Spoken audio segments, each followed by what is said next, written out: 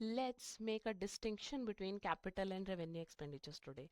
So हम expenditures को कुछ basis पर classify करेंगे and then we'll tell कि ये capital है या revenue है. अगर मैं nature की बात करूँ तो मेरा expenditure कितना frequent incur हो रहा है उस पर depend करता है कि वो revenue है या capital है. एक ऐसा expenditure जो बहुत regular basis पर किया जा रहा है तो वो revenue expenditure है, but अगर वो non regular basis पर है तो that expenditure will be covered under capital expenditure. Next comes revenue earning capacity. अगर मेरा एक एक्सपेंडिचर सिर्फ करंट ईयर्स में रेवेन्यू जनरेट कर रहा है तो वो रेवेन्यू एक्सपेंडिचर है, बट अगर मेरा एक्सपेंडिचर एक साल से ज्यादा टाइम पीरियड में रेवेन्यू जनरेट कर रहा है तो that expenditure would be termed as a capital expenditure.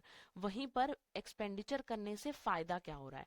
अगर मुझे फायदा शॉर्ट ड्यूरेशन थोड़े टाइम पीरियड का हो रहा है तो वो रेवेन्यू है, बट अगर मेरे बिजनेस की अर्निंग कैपेसिटी बढ़ रही है किसी एक्सपेंडिचर को करने से तो वो कैपिटल एक्सपेंडिचर होगा. जैसे मान लीजिए आपने अपनी किसी मशीनरी का बहुत इंपॉर्टेंट पार्ट रिप्लेस करवाया and that part increased the production capacity of the machine, so that would be termed as a capital expenditure.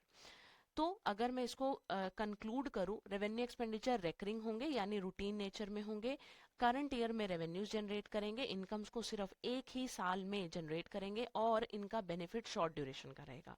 वहीं पर capital expenditures non regular nature के होंगे, हर रोज ये एक्सपेंडिचर इनका नहीं किए जाते हैं.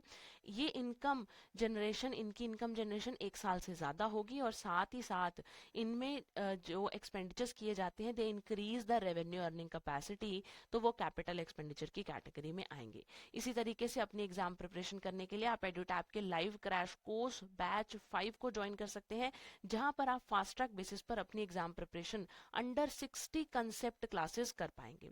इस कोर्स की और डिटेल्स को जानने के लिए विजिट द वेबसाइट edutap.in.